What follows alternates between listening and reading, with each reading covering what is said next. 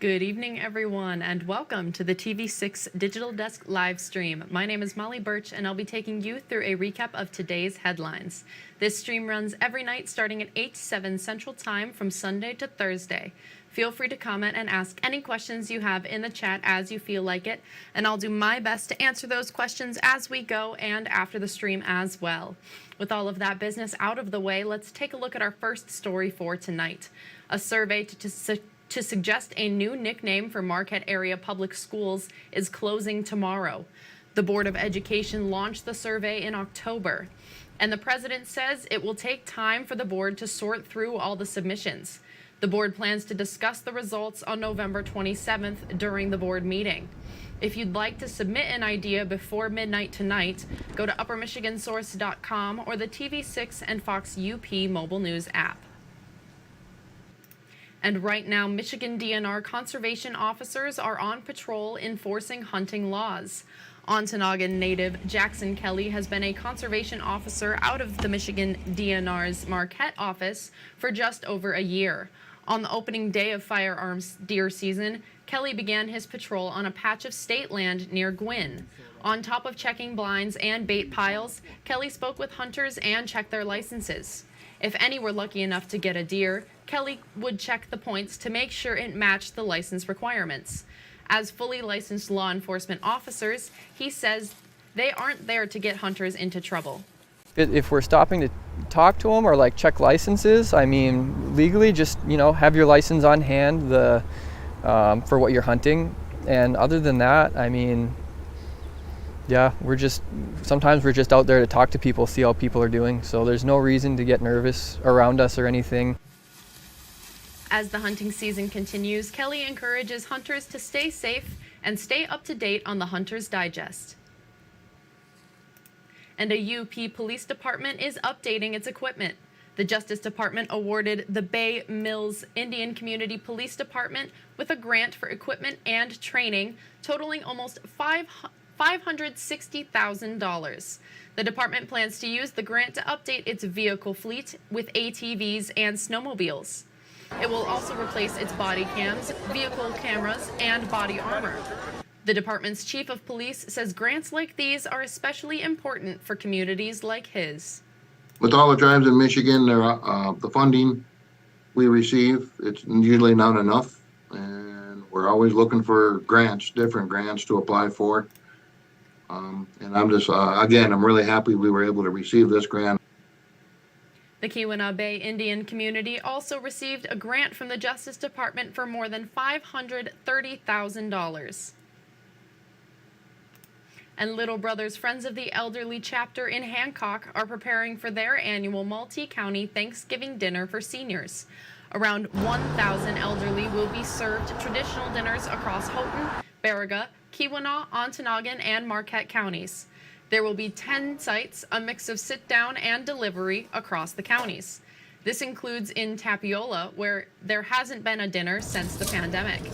In order for dinners to be given out smoothly, however, organizers say dozens of volunteers are needed.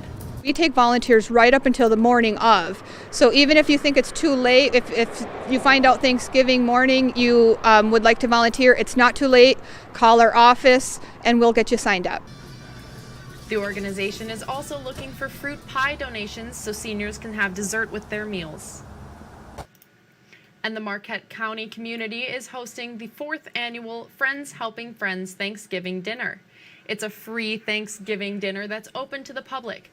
Organizers say there are dine-in, takeout, and delivery options available to everyone in Marquette County. It's funded by donations from the community and staffed entirely by volunteers. Organizers say the event brings people together. We can provide you with camaraderie here at the lodge if you come and dine in with us. I have people tell me that that's the best part of their day, is coming in and having a meal and visiting with other people that are here. The dinner will be at the Ishpeming Elks Lodge from 11:30 in the morning until 2 in the afternoon. If you plan to attend or request a delivery or RSVP, go to uppermichigansource.com or the TV6 and Fox UP mobile news app. And a longtime Marquette business is closing its doors. Fred's Rubber Stamp Shop has been serving the community for more than 4 decades.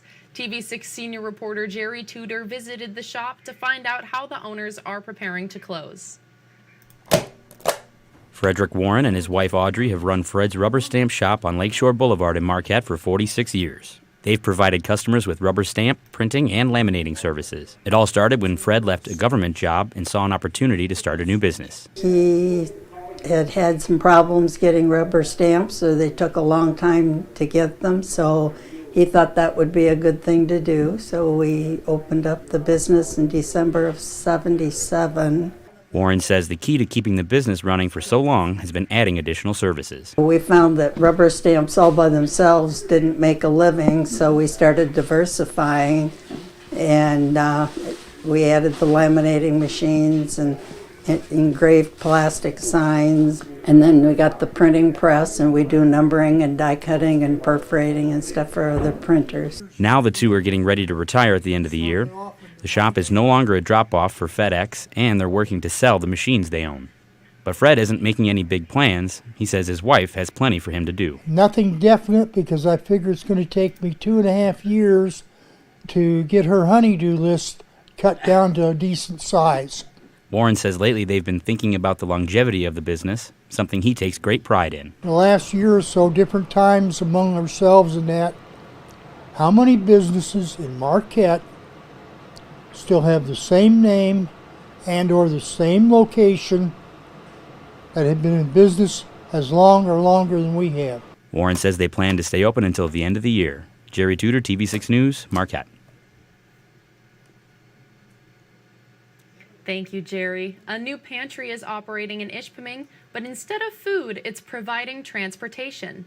The Bike Pantry gives free bikes and skateboards to those in need.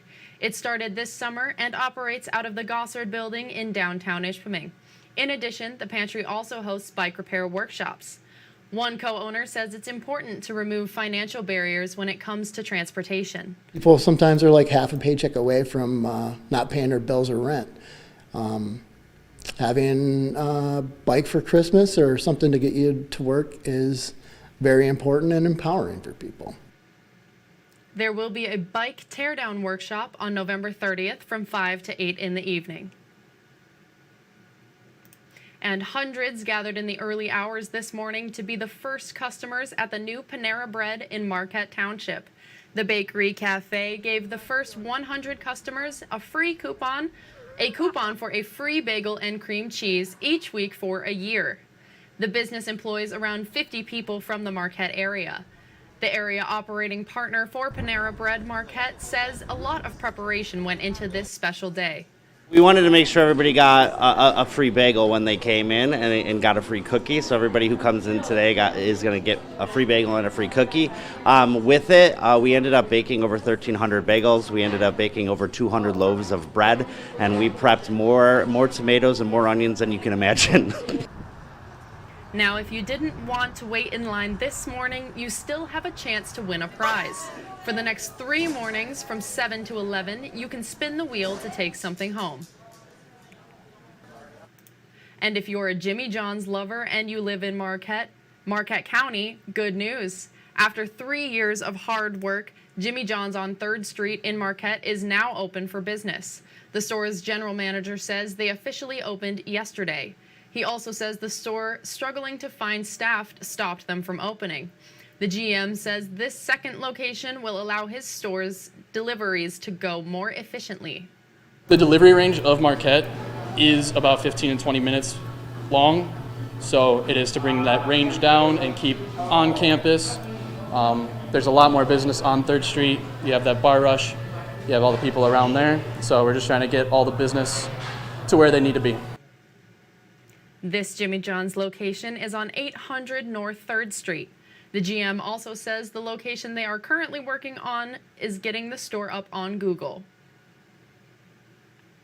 And finally tonight, Delta County steam engine enthusiasts have decked out the historic Sioux Line 730 steam engine for the holidays. Wednesday, volunteers also covered the ground around the engine next to Highway 2 in Gladstone with 26 yards of whitewashed rock. The natural rock is called railway ballast. It's used to hold railway ties in place. The president of the Gladstone Steam Engine Authority says for Line 730, it's just for looks. We want it to look so nice because it gets so shiny in the sun when it dries out, and it's so white, it'll look so pretty. It'll make the grounds look so nice as well. The Sioux Line 730 Steam Engine Authority is a nonprofit. It uses donations to preserve and maintain the more than 100-year-old historic steam engine. And that's all the stories we have for you tonight. Be sure to tune in on Sunday night, where I'll be here in the same place at the same time. That's 8/7 Central Time with a recap of Sunday's headlines. If you have a story idea you think we should report on, feel free to contact us at any time. These are a few easy ways to get a hold of both myself and others in the newsroom. And again, you can contact us at any time. We would love to hear from you with your story ideas and what's happening in your community. And you can find us streaming on Facebook or YouTube, whichever platform you'd prefer. Thank you all again for joining me live at the TV6 Digital Desk. Have a great rest of your night.